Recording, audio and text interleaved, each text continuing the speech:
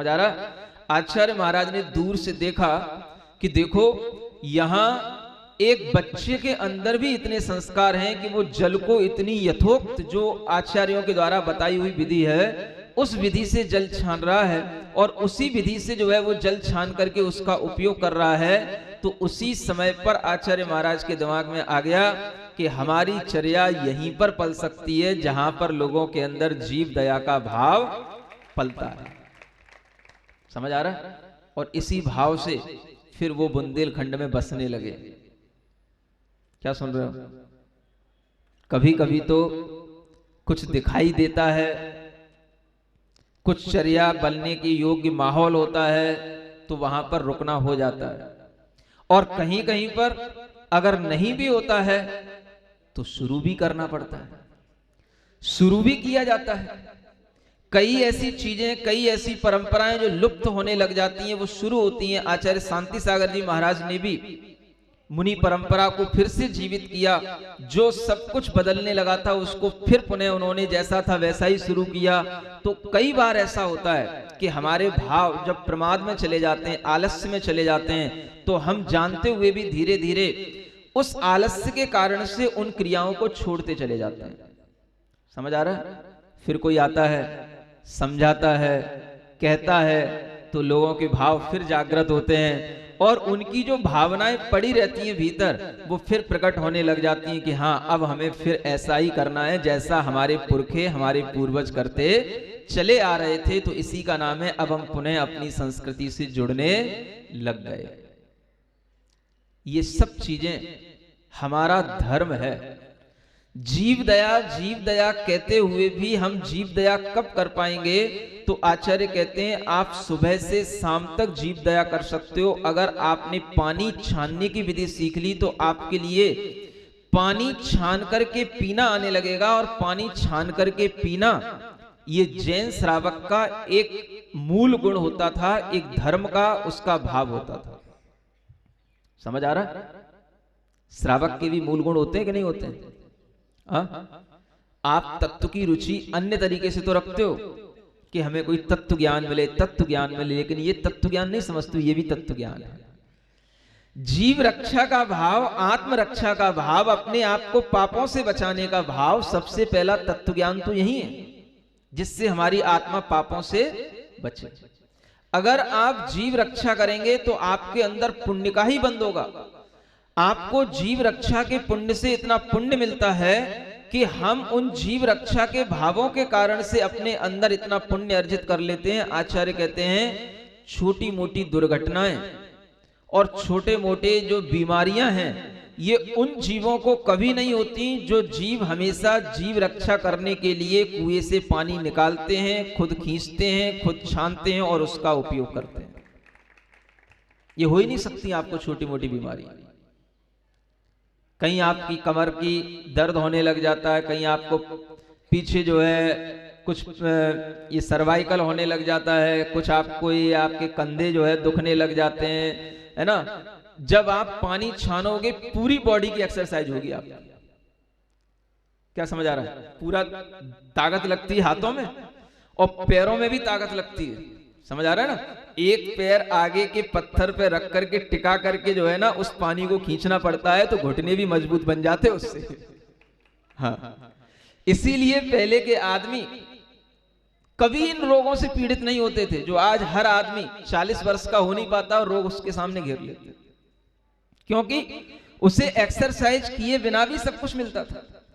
धर्म भी चल रहा है, एक्सरसाइज भी हो रही है और अपना सब कुछ, अपना काम भी चल रहा है। अलग से जिम जाकर के 1-1 घंटे 2-2 घंटे खराब करने की क्या जरूरत है? मैंने पहले भी कहा था जब 10 लक्षण पर्व चल रहे थे तो उस समय पर केवल महिलाओं के लिए बोल पाया था। तब कुछ महिलाओं का, कुछ बेटियों का कहना हुआ कि आपने हम बेटियों के लिए तो बता दिया, स्त्रियों के लिए तो बता दिया, कभी आप पुरुषों के लिए कुछ क्यों नहीं बताते हो कि ये क्या करें? समझ आ रहा है? तो आपको आज पुरुषों के लिए बता रहा हूं। उस समय सब महिलाओं ने सुना था ना, क्या बताया था महिलाओं के लिए मैंने? महिलाओं को सबसे ज्यादा बीमारियां पेट की होती हैं और पेट की बीमारियां दूर करने के लिए महिलाएं चक्की चलाना सीखें और चक्की चलाने का अभ्यास करें। ये बहुत बड़ा योग है। इस एक योग को करने के बाद में आपको कोई दूसरे योग की करने की जरूरत नहीं पड़ेगी। क्या सुन रहे हो?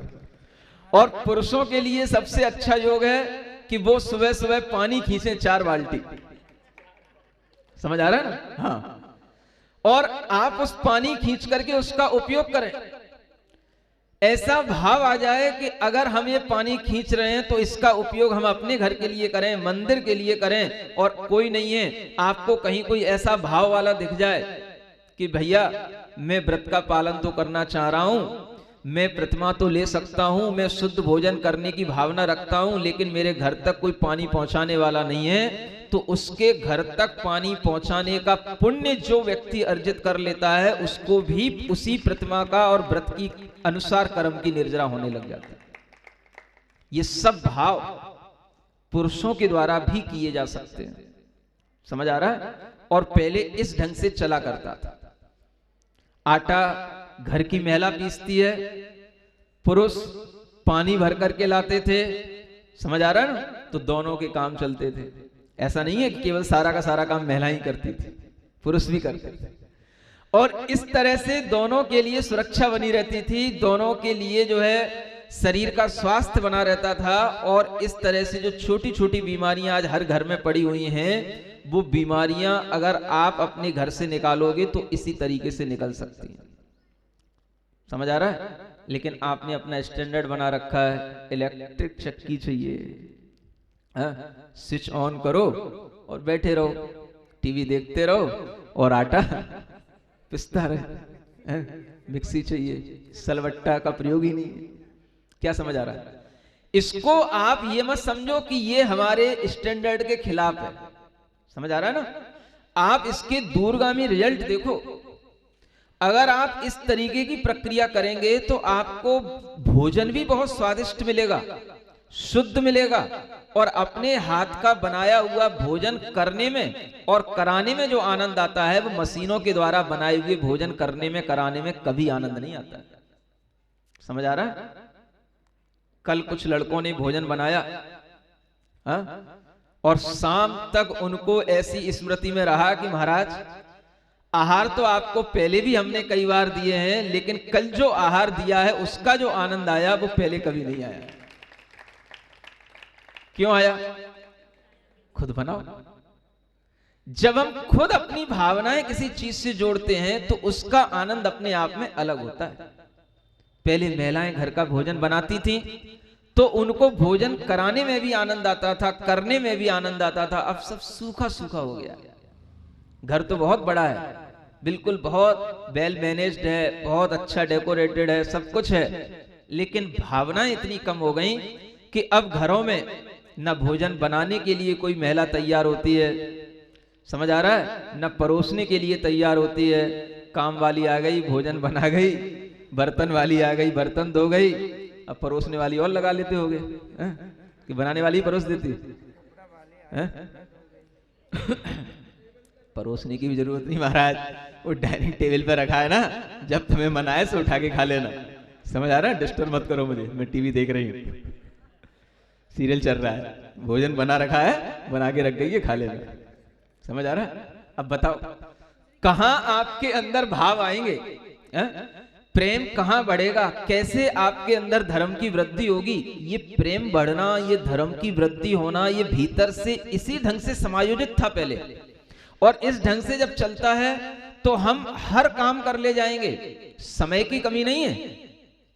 जो हम समय बचा रहे हैं आगे चल करके, वो समय हमारा इकट्ठा होकर के फिर रोगों में ही लगने वाला है, पड़े रहना है बेड पे। समझ आ रहा है ना?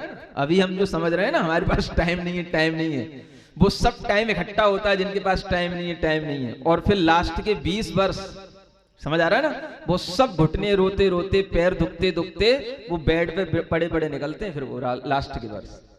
इसलिए किसी स्टैंडर्ड के चक्कर में ना पड़ो। मुझे ये रोहिणी में सब प्राकृतिक वातावरण दिखाई दे रहा है, लोगों में भी अच्छी भावनाएं हैं।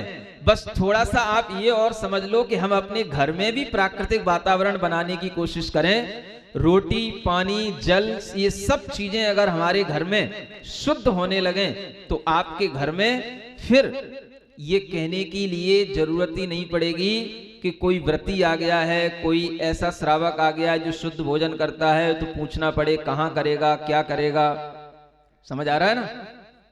कहीं भी किसी के भी घर में वह पहुंच सकता है और वह भोजन कर सकता है।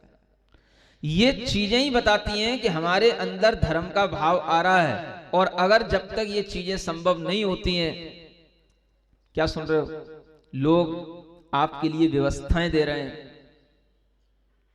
कल जिस चीज की चर्चा की थी, महिलाओं के 3 दिनों की जो दिक्कत होती है, और उस दिक्कतों में जो उन्हें अपनी रसोई में भोजन बनाना पड़ता है, अब वह रसोई में जो भोजन बनाना पड़ता है, वह भोजन उनकी 2 प्रकार की विचारधारा से बन सकता है। एक तो इस तरह से चलता है, कुछ होता नहीं, और एक वह मजबूरी है कि हम क्या करें, हमारे लिए कोई और दूसरा ऑप्शन नहीं। पति जॉब पे जाता है, टाइम है नहीं है, भोजन बनाना नहीं जानता है। समझ आ रहा है? ये सब समस्या है। तो इसका तो निदान है। क्या निदान है? इसका निदान तो आपके प्रशांत विहार में शुरू होने वाला है, ये आपको बता ही चुके हैं।